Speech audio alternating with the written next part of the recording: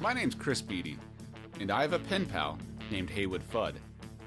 Since September 2024, the two of us have been exchanging letters to one another about everything and yet nothing at all. It took us over a year and a half and 50 exchanges until we finally met in person. And when that happened, I decided it was time to share these ramblings with the world. This is Letters to Haywood Fudd. This story is about misreading instructions and accidentally killing something. November 9th, 2024. Dear Mr. Fudd, I was excited to see your latest correspondence. I know your time is precious as you attempt to bless this world with your beautiful words at an unprecedented scale this holiday season. I wish you much success in this endeavor. I hope the residents of Bliss, Idaho, or wherever else your messages end up are as grateful as I am for your poetry. I have some bad news. The bonsai tree stand in the Hobby Lobby parking lot appears to have migrated south for the winter. But don't despair, I have an update. The Bonsai Tree Road stand is operated by a man from Houston that goes by the name of Thunder Kim. If you'd like to call him, his number is 832-687-7676. He made sure I had it in case I needed any assistance after I purchased a bonsai tree of my own. I don't believe Thunder is his real name. He is very Japanese. He imports all of his bonsai trees from Japan to Houston and then drives them up to Omaha. I asked him why Omaha, to which he laughed, smiled, and nodded in the manner that Japanese people do who do not have a strong command of the English language. The ages of his bonsai trees ranged from 4 years to 26 years old. For each year of age that the Japanese juniper had, Thunder charged an additional $10.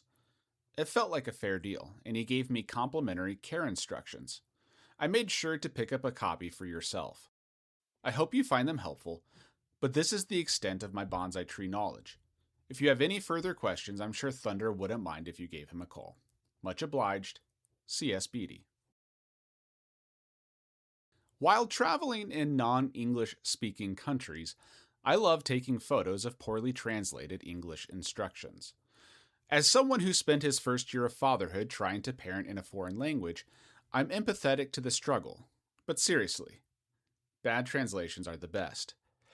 Just consider the gondola I rode in Guam that could have said, "Please remain seated and do not throw anything outside," but instead chose to instruct me, "Do not change seat and dump outside, please." Or the sign in the lobby of a Peruvian hotel that read, "Let's do that your permanency is agreeable and pleasant. Take care your personal objects. The hotel don't know responsibility for losses or still do that we are in public areas. The management." With a subpar translation, the message isn't just lost, it becomes an entirely new thing. The challenge of piecing together the meaning of the original text becomes its own activity, and as long as the stakes aren't too high, the act provides an amusing game, or at least a funny photo. I learned a lot about bonsai trees when I finally met Thunder Kim, the bonsai tree man, but not how to take care of one. Thunder gave me multiple sets of instructions and sold me 3 small vials of green liquid plant food, but the more helpful Thunder Kim tried to be, the less I knew what to do with my new 4-year-old Japanese juniper. Even the cheat sheet that he insisted I take a photo of left me puzzled. 1. It is good to fully soak the tree in water for the first time, 2 times in the first week only. 2. Plant food. Mix the plant food with 1 gallon of water and water 2 times a week. 3. Rainwater. When it's raining outside. Rainwater is okay to let the tree absorb the rainwater, no more than 2 times a week. 4. Sun. No sun or very little sun is okay. It is okay with a 24-hour light. Normal conditions are okay as well, such as air condition, heater, and animals. I tried following Thunder's instructions as best I could, but I couldn't really understand how to rectify all those things I wasn't supposed to do more than 2 times a week. It kind of seemed like everything was okay. This ought to be easy. I took the tree out to our patio a few times each week. I let it out when it was raining. I took pictures and showed it off to my friends. Things were looking great for my little tree, until I started comparing the current color of the tree to the color from my first photos. The second my 4-year-old Japanese juniper came into my house, it started its gradual death. It turns out those things are pretty damn hard to take care of. I must not have read the instructions carefully enough. Frankly, I thought the bonsai tree would last a lot longer and provide a lot more material for Haywood Fudd letters than it did. I imagined it as some ongoing saga, some new hobby I could periodically update Fudd on with all my new bonsai tree knowledge and experiences. But I never really cared about bonsai trees in the first place, and the death of my own tree certainly indicated that. I was always more interested in Thunder Kim, the bonsai tree stand man. It turns out I wasn't the only one. Shortly after purchasing and murdering my Japanese juniper, the Omaha World Herald newspaper ran a story about the Omaha Bonsai guy. Apparently, he had quite the social media following. People seemed more intrigued in him than the art of bonsai trees. Well, most people. Everyone but Noah Lenzer, who responded to a Facebook post asking, "Where is the bonsai tree guy parked today?" with the specific location of up your ass.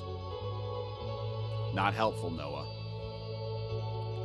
But other than Noah, people loved this bonsai guy and his mysterious full-size van filled to the brim with potted plants. Full-sized vans tend to get a bad reputation given the improper conduct people seem to do in full-sized vans, but now we all had a usage of the vehicle that we could get behind. Thunder Kim's small business was so popular that the Omaha World Herald reran the story in its Best of 2025 year-end recap. But like the dead stump I now use for decor in my basement, my interest in bonsai trees atrophied. It was just as well. Fudd had also seemed to move on to new topics. His next letter to me was his own recap of the year, in the form of a Christmas card. The message, albeit odd, made complete sense to me. Dear Yuletide You, if there are burn marks on this jolly dispatch, consider the scribbling source. Consider this, too. Mailing Christmas cards is teetering on the cheerless precipice of extinction. Some velvety synonyms for extinction include kaput, put, defunct, belly up, and doomed. Everyone is Jim Dandy. Sing it, Jim Dandy to the rescue, Jim Dandy to the rescue. Our granddaughter made her majestic appearance on November 7th. She's oh so beautiful and breathtakingly perfect. Watching her sleep and listen to her make muffled cooing noises while she's nuzzled in our arms is pure bliss. In April, a sinful tornado with oodles of scabby intentions and credentials mauled our town. While others judiciously sheltered in basements, I fortified myself with a beaker of general anesthesis and charged outside to do battle with the swirling tempest. With the wind and rain horsewhipping me, I shook my fist at the man-eating cyclone while baptizing it with a bona fide and virtuous cussing. Our travels caused us to mosey like insubordinate tumbleweeds and to sideswipe into some of you in 2024. Boosting to get back on the road, we're reposing in Palm Springs during Christmas week with cousin Hunky Gordy, where we'll zigzag through the hidey holes and haunts of old Blue Eyes. We returned from Palm Springs for 4 days before bulging into San Antonio, where Mrs. Fudd will conduct high-stakes business, and I'll serve as an impromptu tour guide at the Shrine of Texas while stashing myself inside my deteriorating gorilla suit. We visited a couple of potential sanctuaries in 2024 where we were considered relocating. City ambassadors of 2 of these cozy communities extended invitations to Mrs. Fudd, but not to me.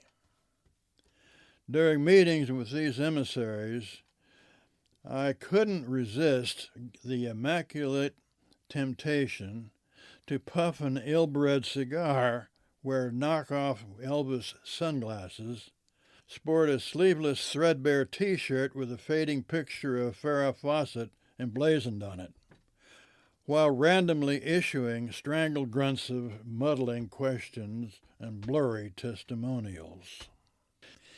In the ladylike town of Bliss, Idaho, population 300, a disheveled cluster of glassy-eyed, hidebound literary adrenaline junkies anointed me to once again chaperone them to literary Shangri-La. What this de facto hooey means, I remain the king of the literary daredevils. Mrs. Fudd isn't oh so amused. Merry Christmas and much obliged, Haywood Fudd. Letters to Haywood Fudd is written by Chris Beatty and Haywood Fudd. I played myself, and Uncle Bob Copperstone played the voice of Haywood Fudd. Music is Speak Loud Advocate.